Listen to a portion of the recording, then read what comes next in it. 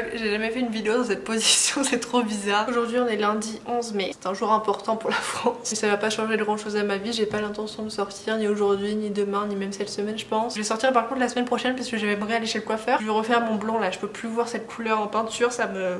Bref, cette semaine, ma mission c'est de terminer tous mes devoirs, tous les cours que je dois faire, tous les dossiers que je dois rendre. Faut que ce soit terminé cette semaine. J'ai un truc à faire sur la vie d'Adèle. J'ai commencé à travailler ça ce matin, enfin j'avais déjà vu le film avant, j'ai commencé à me mettre sur le dossier aujourd'hui. J'ai pas envie. J'ai l'impression d'avoir tellement mieux à faire que de travailler sur ça. Là c'est bon, j'ai l'impression d'être en vacances, j'ai envie de passer à autre chose, de finir cette année, de finir ce semestre. J'en ai marre en fait d'avoir ça sur la conscience et de me dire à chaque fois que je fais un truc fun, non tu ferais mieux de travailler, va à ton bureau. Donc ça me saoule de devoir encore faire des devoirs. Il y a que le truc de post-prod qui me plaît bien là en ce moment. Merci pour tous vos messages et vos commentaires sur mon dernier vlog et puis sur le truc de Comète Vagabond là que j'avais fait sur Nashville.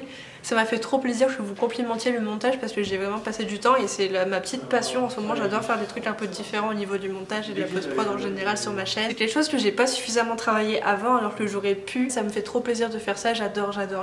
Et puis j'ai aussi fait mon écran de fin enfin après, je sais pas, je sais combien d'années que je suis sur YouTube, j'ai jamais mis un écran à la fin de ma vidéo. Et j'ai aussi changé l'entête de ma chaîne, enfin de mes deux chaînes du coup. J'ai un peu repimpé mon YouTube, ça me fait trop plaisir d'avoir un petit coup de frais là parce que ça faisait trop longtemps. Et puis j'ai bien organisé mes playlists et tout, bref. C'est pas très important pour vous mais moi ça m'aide à être organisée et clair dans ma tête donc j'aime bien. Parlons d'organisation, hier pour moi mais la semaine dernière pour vous, j'ai posté ma vidéo sur mon bureau et je suis trop contente du rendu de la vidéo. Je sais que ça va me faire un super bon souvenir pour quand j'habiterai plus dans cet appartement. Un autre sujet qui me tracasse en ce moment là, c'est que je vais bientôt rentrer à La Réunion, donc j'aimerais pré-filmer des vidéos, les monter avant de partir, comme ça je serai débarrassée. Ça me fait plaisir de le faire mais au moins j'aurai l'esprit tranquille et je saurai que j'aurai une vidéo par semaine pendant quelques temps.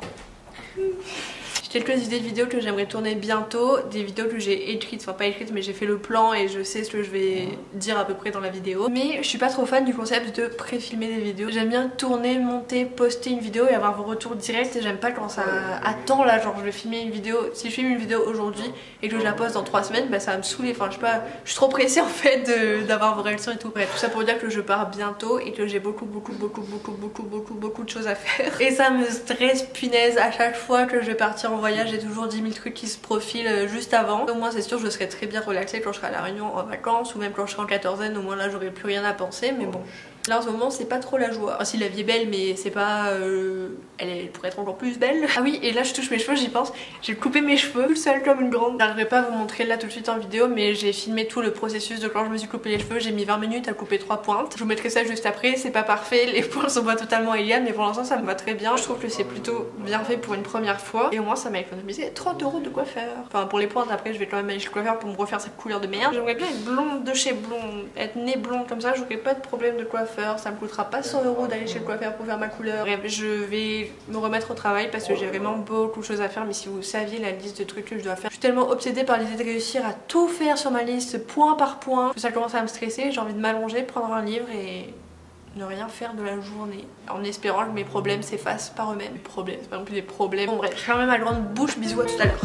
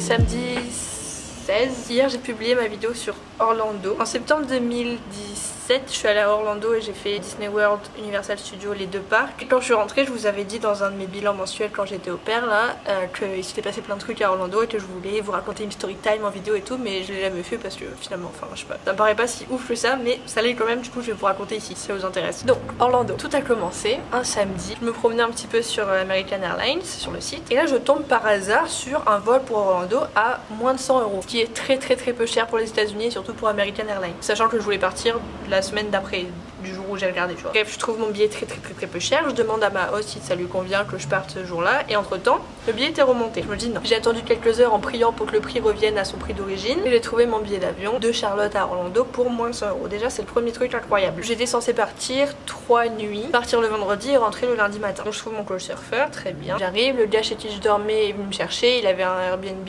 mais il accueillait aussi des couchsurfers. J'ai attendu vendredi soir pour pouvoir sortir de la maison et aller à The Not So Scary Halloween Party de Mickey. C'est une espèce de soirée où les gens viennent déguisés, il y a une parade exprès pour Halloween, etc. C'est vraiment trop cool. Bref, je vais à cette soirée toute seule parce que je voyageais seule. Déjà j'arrive devant le château, je trouve ça magnifique, merveilleux, c'est incroyable, j'ai jamais vu un truc aussi beau parce que j'étais seule et je voyais les gens déguisés, heureux. Ça a rempli mon cœur de joie. Si vous voulez voir un petit peu mon ressenti, j'ai écrit tout un paragraphe en dessous de la vidéo d'Orlando. Je vous passe tous les détails des fois où je suis passée devant tout le monde parce que j'étais seule et que les gens avaient pitié de moi. Au bout d'un moment, il se fait un peu tard et je me dis bon bah je vais rentrer. Donc j'appelle un Uber et comme c'était je pense la deuxième fois que je montais dans un Uber et je savais pas trop comment ça marchait, je suis montée devant. Du coup, ça a dû surprendre le gars. On a commencé à parler et tout et au bout d'un moment il me dit mais du coup tu viens pas d'Orlando, tu fais quoi, t'es au pair et tout, donc je lui explique un peu le concept. Et au bout d'un moment dans la conversation il me dit si tu veux, puisque t'es pas là longtemps, j'annule ta course Uber et je te fais visiter Orlando. Du coup moi dans ma tête je me dis oh my god, il se passe encore une aventure incroyable. Au lieu de me déposer à mon couchsurfer, il me fait un petit tour d'Orlando, il me montre les endroits un petit peu sympas, genre il y avait un immeuble qui était penché. Comme il était très tard, il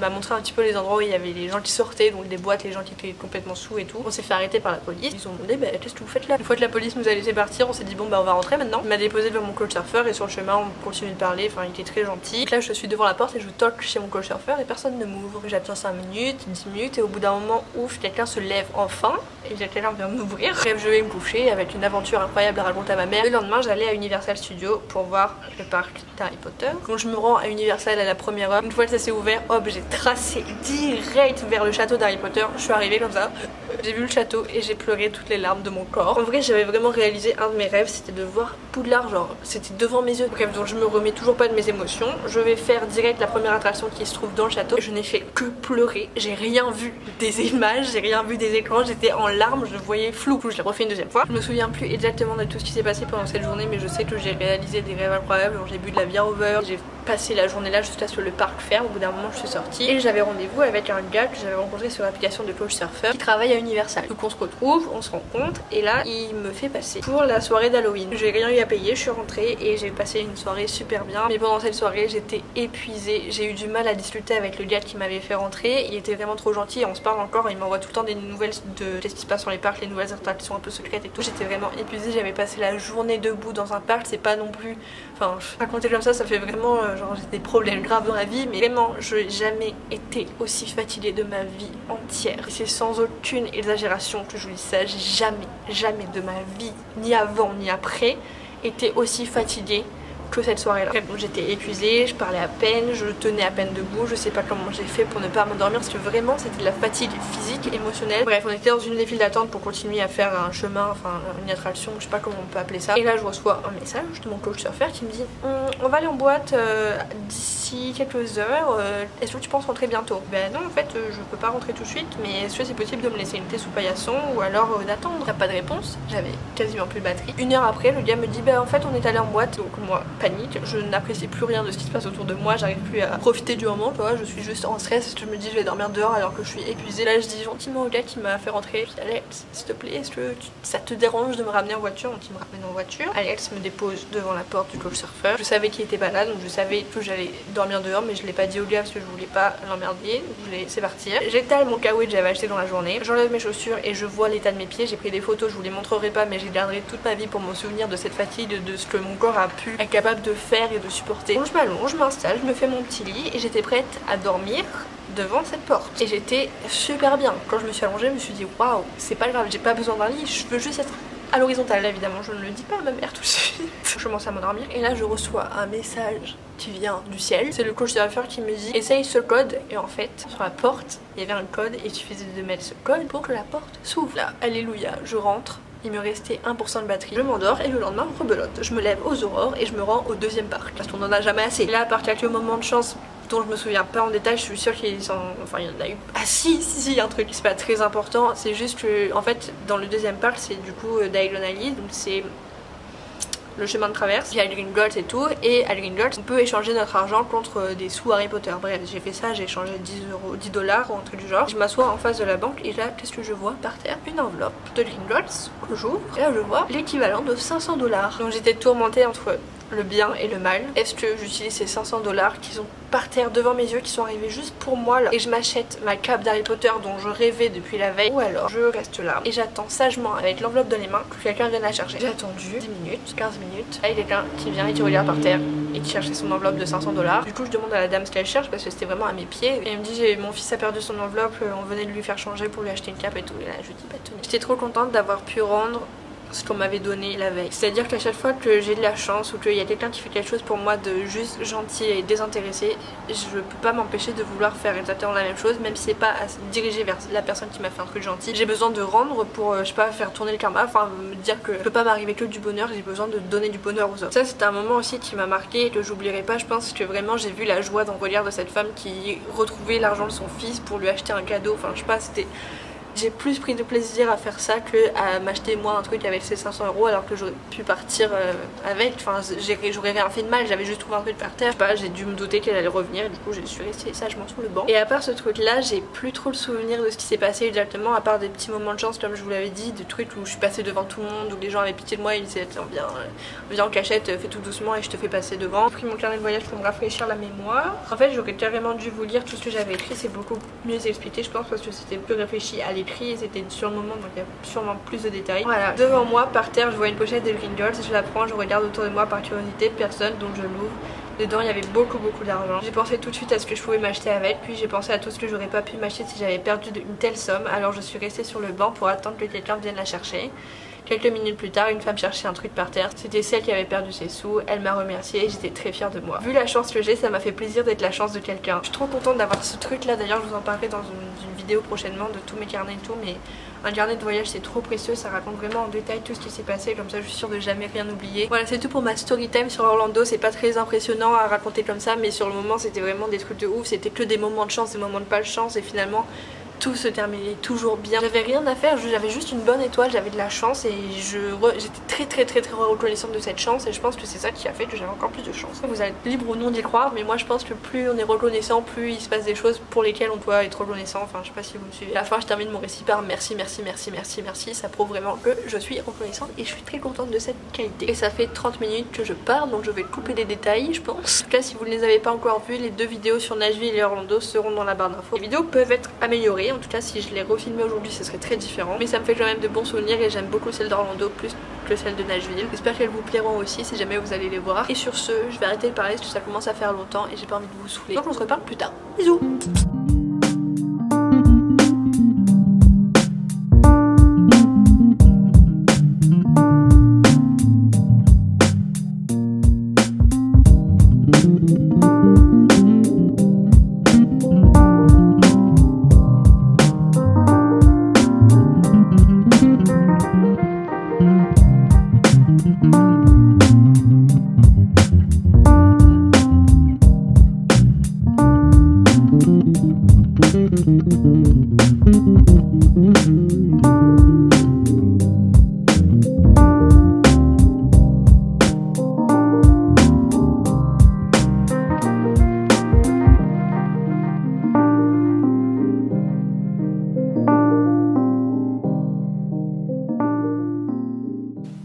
Alors, coucou. aujourd'hui on est dimanche 17 mai et je vais terminer ce vlog maintenant parce qu'il est super long, je viens de finir le montage. J'ai l'impression qu'il n'aura pas été super intéressant, j'ai passé ma semaine à travailler, j'ai terminé tous mes dossiers, il me reste plus que la post-prod et j'ai fait beaucoup de montage aussi. J'espère que vous vous attendiez pas à un truc de ouf sur la story time pour Orlando là parce que finalement c'est pas très croustillant. C'était juste des péripéties qui montrent que les gens sont gentils. What goes around comes around, la bienveillance ça fait autant plaisir à la personne qui l'offre qu'à celle qui en profite, alors soyons gentils, soyons positifs et tout ira bien. Si jamais il nous arrive le pire c'est pour le meilleur et ça nous fera de bonnes histoires à raconter plus tard comme ça a été le cas pour moi à Orlando, même s'il m'est pas arrivé des trucs super terribles. C'est juste des petites frayeurs de temps en temps mais à chaque fois ça s'est toujours bien terminé. Je me suis pas mise en danger même si j'ai accepté de me faire trimballer à Orlando par un chauffeur Uber que je connaissais pas. Je sentais qu'il avait pas de mauvaises intentions et du coup j'ai accepté de le faire. Mais ça veut pas dire qu'il faut se mettre en danger, il faut toujours faire attention mais il faut quand même accepter les cadeaux que la vie nous offre. La vie est aussi belle que surprenante alors profitons-en au max. C'était le mot de la fin, j'espère que ce vlog vous aura pas trop ennuyé. Vos devoirs pour les commentaires de ce vlog ou en message Instagram comme vous préférez, c'est de me raconter une chose dont vous êtes fier que vous avez fait pour quelqu'un et ou quelque chose que quelqu'un a fait pour vous et pour laquelle vous êtes reconnaissante.